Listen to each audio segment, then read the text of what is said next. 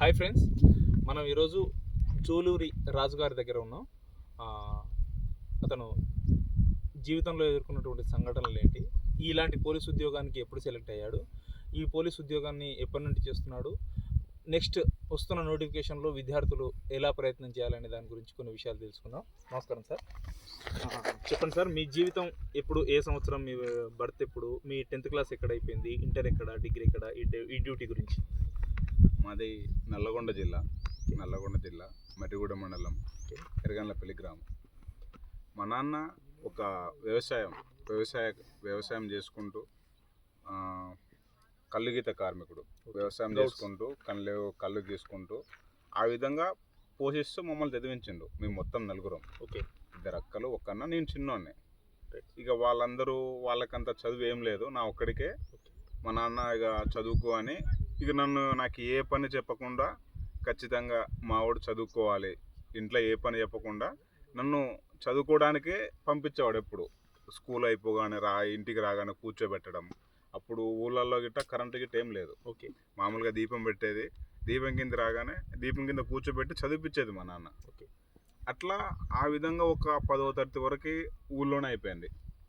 తర్వాత ఇంటర్మీడియట్ పక్కన మర్రిగూడ కాలేజీ, తర్వాత డిగ్రీ పిఎంఆర్ కాలేజీ.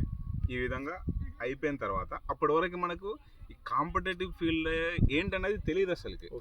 మనకు ముందు సరే, ఇప్పుడు మనకు ఎవరన్నా ఉద్యోగం సంపాదిస్తే వాడిని చూసి సరే వానిలాగిట్ట మనం ఇట్లా ఉద్యోగం చేయాలి, అతనిలాగా మనం కష్టపడాలి, ప్రిపేర్ అవ్వాలనే ఆలోచన వచ్చేది.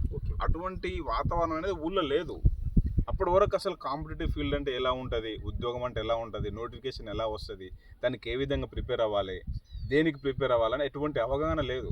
డిగ్రీ కంప్లీట్ అయిన తర్వాత పీజీ ఎంట్రన్స్ రాసినాం. మహాత్మా గాంధీ యూనివర్సిటీలో వచ్చింది. అక్కడికి వెళ్ళిన తర్వాత అప్పుడు మనం ఏ విధంగా చదువుకోవాలి, ఏ విధంగా ప్రిపేర్ అవ్వాలి, కోచింగ్ ఎక్కడ తీసుకోవాలి, ఏంటిది అనేది ఆ పీజీ కంప్లీట్ అయిన తర్వాత అప్పుడు కానీ అర్థం కాలేదు. మనం ఒక వేలో ఏ విధంగా వెళ్ళాలి ఏంటిది అనేది అక్కడికి వెళ్ళిన తర్వాత అర్థమైన తర్వాత అప్పుడు పీజీ కంప్లీట్ అయిన తర్వాత అప్పుడు కోచింగ్కి వెళ్ళడం జరిగింది. అంటే మీరు ఎవరి ద్వారా మోటివేట్ అయ్యారా, లేకపోతే ఎవరైనా మిమ్మల్ని ఈ సైడ్ వెళ్తే నీ జీవితం బాగుంటుంది, ఈ సైడ్ వెళ్తే నీకు ఇది సూటబుల్ అటువంటి జాబ్ అని నీకు ఎవరైనా సూచించారా, లేకపోతే మీరే ప్రత్యామ్నాయం వేరేది ఏది లేదు, ఫస్ట్ అయితే మనం ఏదైనా సెట్ కావాలి అని చెప్పి ఈ ఫీల్డ్లోకి వచ్చారా? అప్పటికి నేను పీజీ చేసేంత వరకు ఏంటంటే మనకు ఈ పోలీస్ అని ఈ డిపార్ట్మెంట్ ఈ ఆలోచన లేదు. మన మైండ్లో అంతా మెలేంత ఒకటే, మంచిగా పీజీ కంప్లీట్ చేద్దాం, పక్కన 10 కిలోమీటర్లో కాలేజ్ ఉన్నది, ఆ కాలేజ్ పోయి చెప్పుకుందాం, మంచిగా ఇంటికాడ నుంచి పోవచ్చు రావచ్చు అని ఆ ఉద్దేశంతో మాత్రమే పీజీ చేసుకున్నా. పీజీలో ఎప్పుడైతే జాయిన్ అయినో అప్పుడే ఆ యూనివర్సిటీ వాతావరణం అదంతా చూసి మొత్తం చేంజ్ అయిపోయింది. అసలు మనం ఒక సమాజంలో ఉన్నతంగా నిలబడాలంటే ఎట్లా, ఏం చేయాలి, ఏందనేది అక్కడ స్టార్ట్ అయింది. కాంపిటేటివ్ ప్రపంచం మీరు మొదటిసారి చూసారు ఒక మహాత్మా గాంధీ యూనివర్సిటీని. అంతకుముందు మీకు ఈ కాంపిటేటివ్ కానీ లేకపోతే ఈ ఎగ్జామ్స్ రాస్తే ఈ జాబ్ వస్తాయి అనే దాంట్లో మీద మీకు పూర్తి అవగాహన లేదు. ఇప్పటి వరకు అవగాహన అనేది లేదు అసలుకి. చెప్పే వాళ్ళు కూడా లేరు. అరే ఇది చదువుకోరా, నువ్వు ఇది చదువుకుంటే మంచిగా ఉంటుంది, లైఫ్ బాగుంటుంది, కనీసం ఈ గ్రూప్ తీసుకొని గిట్ట చెప్పే వాళ్ళు లేరు. మీ గ్రామంలో అంతకుముందు ఎవరికైనా ఈ ప్రభుత్వ ఉద్యోగం లాంటివి ఉన్నాయా? వాళ్ళు ఏమన్నా మీకేమన్నా సలహా ఇచ్చారా, లేకపోతే వారిని చూసి మీరేమన్నా మోటివేట్ అయ్యారా? ఉన్నారు, కానీ వాళ్ళు ఏంటంటే చిన్నప్పుడే ఆ ఊళ్ళో నుంచి సిటీకి వెళ్ళిపోయి అక్కడే స్థిరపడిపోయారు వాళ్ళు. వాళ్ళు ఊళ్ళో రావడం అంటూ ఏం లేదు. ఇక ఊళ్ళో వచ్చిందంటే ఉద్యోగం నా నుండే స్టార్ట్ అయింది. మీదే మొదటి ఉద్యోగి, ప్రభుత్వ ఉద్యోగి. ఓకే. అసలు ఈ 2015 నోటిఫికేషన్ డిసెంబర్లో నోటిఫికేషన్ వస్తే ఆ నోటిఫికేషన్ నుండి మీ ప్రయాణం ఎలా సాగింది? అసలు ఎట్లా ఎగ్జామ్కు మీరు ఏమైనా కోచింగ్ తీసుకున్నారా, లేకపోతే ఓన్ ప్రిపేర్ అయ్యారా, లేకపోతే రూమ్లో ఉండి ప్రిపేర్ అయ్యారా? ఎలాంటి కాంపిటేటివ్కి ఇప్పుడు వచ్చే పిల్లలు ఎలా ప్రిపేర్ అయితే ఇప్పుడున్న కాంపిటీషన్కి వాళ్ళు ఒక ఉద్యోగాన్ని సంపాదించుకోగలరని మీరు చెప్పే సలహా? 2011లో ఎప్పుడైతే నాది పీజీ కంప్లీట్ అయిందో అయిపోగానే నేను ఇంటి దగ్గరికి వెళ్ళి ఇట్లా నేను కోచింగ్కి వెళ్తాను అనడం, ఇంట్లో వాళ్ళు డబ్బులు ఇవ్వడం, బయోనర్ యూనివర్సిటీలో జాయిన్ అయిన తర్వాత ఎప్పుడైతే జాయిన్ అయ్యానో అప్పుడే నోటిఫికేషన్ వచ్చింది డిపార్ట్మెంట్ నుండి. అప్పుడే అప్లై చేసుకున్నాం. మళ్ళీ 5KM అవన్నీ ఉన్నాయి. 5KM కంప్లీట్ చేసిన, ఈవెంట్స్ కంప్లీట్ చేసిన, నెగిటివ్ మార్కింగ్ ఉన్నది.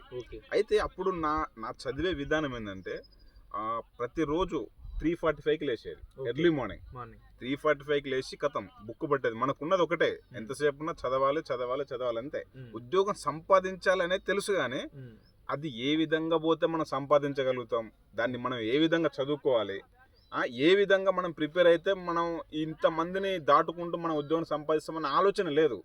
చదువుకొని పోవడమే. ఇట్లా నైట్ పడుకునేటప్పుడు ఇట్లా కళ్ళు మూసుకొని ఇట్లా చూస్తే అక్షరాలు అనేవి ఇట్లా లైన్ టు లైన్, పదాలు టు పదాలు, పేజ్ టు పేజ్ కనిపించేవి. ఇట్లా అరే ఫస్ట్ పేజ్లో ఇది ఉంది, రెండో పేజీలో ఏదో ఉంది, ఇలానే ప్రతిదీ అలానే. కానీ చివర్లో మనం ఎగ్జామ్కి వెళ్ళిన తర్వాత అన్ని మిస్టేక్సే, అన్ని మిస్టేక్సే. చివరికి ఏమైందంటాడా, నేను నెగిటివ్ మార్కింగ్ కదా, మొత్తం ఎంత 119 పెట్టినా, 129. 129లో 29 మైనస్ పోయింది. ఆ మైనస్ పోతే మిగతా హాఫ్ ఆఫ్ మార్క్ కదా, వచ్చేసరికి ఎక్కడో వచ్చి పడిపోయాను నేను. అదే నెగిటివ్ మార్కింగ్ అప్పుడు లేకపోయి ఉంటే నాకు అప్పుడే ఉద్యోగం వచ్చేది. మరి 2012లో నోటిఫికేషన్లో జాబ్ లాస్ అయిన తర్వాత మీరు తీసుకున్నటువంటి చర్యలు ఏంటి? మీరు తీసుకున్నటువంటి కొత్తగా మీరు మళ్ళీ 2015 ప్రిపరేషన్ ఎట్లా స్టార్ట్ చేశారు? ఫస్ట్ ఎగ్జామ్ నుంచి ఈవెంట్ నుంచి ఫైనల్ ఎగ్జామ్ వరకు మీరు ఏ విధంగా కష్టపడ్డారు? కష్టపడితే మీరు కనీసం మీకు ఒక ఈ స్థాయిలో నిలబడగలిగారు? నోటిఫికేషన్ అయిపోయిన తర్వాత ఏం జరిగిందంటే ఇంకా మనకి ఉద్యోగం రాదు, మొత్తం డిసప్పాయింట్ అన్నట్టు. అంత కష్టపడి చదవనాగిట మనం ఉద్యోగాన్ని సంపాదించలేకపోయినాం. ఇక మన వల్ల అవుతుందా ఇది? ఇంకా దాంట్లో పోను. అప్పటికే 25 years, ఇంట్లో వాళ్ళ ఒత్తిడి, ఇంకెన్ని రోజులు చదువుకుంటాం, సరే ఏదో ఒక పని చేద్దాం అని. ఏంటంటే మనకి ఎలాగో ఇప్పుడు మహాత్మా నుంచి పీజీ పట్టా ఉంది, ఆ పట్టా తీసుకొని చుట్టుముట్టు ఉన్న కాలేజీలకు వెళ్ళడం, డెమోలు ఇవ్వడం జరిగింది. వాళ్ళకి కూడా రమ్మని పిలిచిరు. పిలిచిన తర్వాత ఏమైందంటే ఎందుకో మనసు ఒప్పుకోవట్లేదు. అసే అమ్మ పోవాలా వద్దా అటు వెళ్ళకుండా మళ్ళీ రావడం, మళ్ళీ బుక్కులు పట్టుకోవడం, మళ్ళీ చదవడం, అదే స్టార్ట్. ఇక మీరు ఉద్యోగం సంపాదించిన ఈ 8 ఏళ్ళ సర్వీస్లో మీరు కొత్తగా వచ్చే కాంపిటేటివ్కి ఏం చెప్పగలరు? మీరు ఇచ్చే సలహా ఏంటి? వాళ్ళ కాళ్ళ మీద వాళ్ళు నిలబడాలి. చాలా మంది ఉద్యోగాలు వేస్ట్ లేకపోతే రకరకాలుగా అనుకునే వారికి మీరు ఇచ్చే సలహా ఏంటి? వాళ్ళ కాళ్ళ మీద వాళ్ళు నిలబడాలంటే వాళ్ళు తీసుకోవాల్సినటువంటి జాగ్రత్తలు ఏంటి? ఇప్పుడు ఉన్నటువంటి పరిస్థితుల్లో ఒక ఉద్యోగం సంపాదించాలంటే చాలా కష్టం. మనకి ఏంటంటే